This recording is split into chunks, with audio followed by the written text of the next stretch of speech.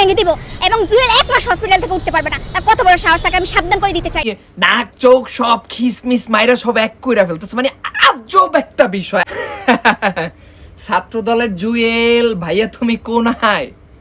তোমাকে এমন হিডাইবো যে তুমি 1 মাস আর হাসপাতালের বেড থেকে উঠতে পারিবা না।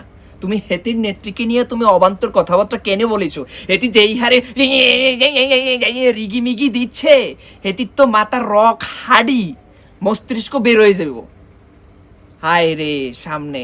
আপনারা জানেন যে ছাত্র দলের জুয়েল, তার কত বড় সাহস, সে আমাদের নেত্রীকে নিয়ে অবান্তর মন্তব্য করেছে এবং তুমি করে বলেছে আমাদের সামনাসামনি আসুক, সামনাসামনি এসে তারা প্রতিবাদ করুক, তারা সামনাসামনি এসে তারা ফাইট করুক আমাদের সাথে। তাদের যদি সাহস থাকে, আমি ছাত্রদলকে দেখতে চাই। আমরা বলেছে যে ছাত্রলীগ নাকি পুলিশ ছাড়া মাঠে আসতে পারে না, তারা নাকি একা মাঠে আসতে পারে না। আজকে আমরা ছাত্রলীগ একা আছি, পুলিশ ছাড়া আছি, তাহলে ছাত্রদল কোথায়? তারা লুকালো কেন? আজকে আমরা প্রমাণ করে দিয়েছি যে আমরা পুলিশ ছাড়াই মাঠে নামতে পারি, ছাত্রলীগ পুলিশ ছাড়াই মাঠে নামতে পারে। কিন্তু ছাত্রদল ভয়ে লুকিয়ে পড়েছে গর্তের ভিতরে।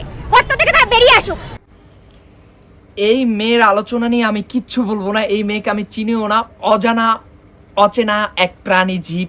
মানে কেমন ভাবে কথাবার্তা আর কি বলতেছে, মানে নাক চোখ সব খিসমিস মাইরা সব এক কইরা ফেলতেছে। মানে আজব একটা বিষয়, আজব একটা রাজনীতির খেলা।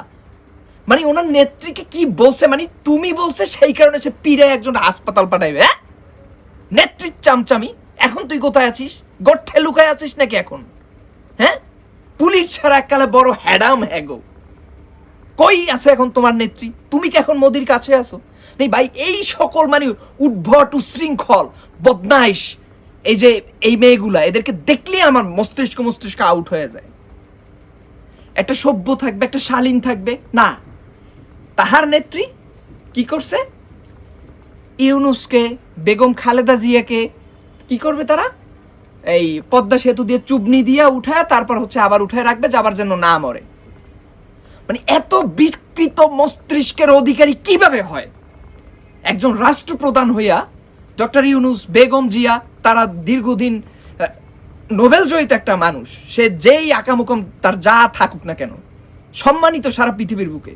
বেগম জিয়া, সে একজন প্রধানমন্ত্রী ছিলেন, সাবেক প্রধানমন্ত্রী। তাকে তুমি চুবনি দিতে চাও যে তোমার বিরোধী দল ছিল? এগুলো কোনো ব্রেন নাকি? এগুলো ব্রেনলেস কথাবার্তা ছিল। একটা দেশের ভিতরে স্বাধীন হয়ে গেছে, সেই স্বাধীন দেশের ভিতরে ক্ষমতায় আসার 50 দিনের মাথায় 57 জন সেনা অফিসার গায়েব, কোনো উত্তরই নাই।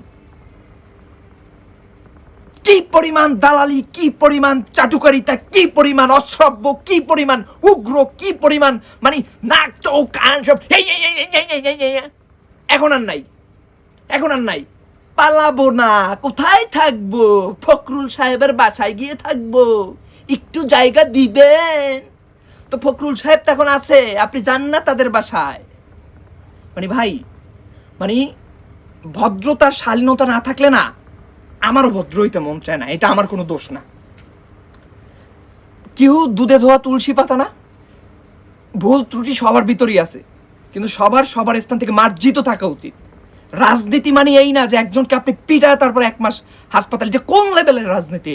এই সকল রাজনীতি করছেন বিদায় আজকে আপনাদের এই ধরনের মানে একেবারে ধ্বংসের শেষ পর্যায়ে আপনারা চলে গেছেন। দেশেই থাকতে পারেন নাই, পালায় না বলে পালায়ে গেছেন। উদ্ভট উশৃঙ্খল বদমাইশ ইতর।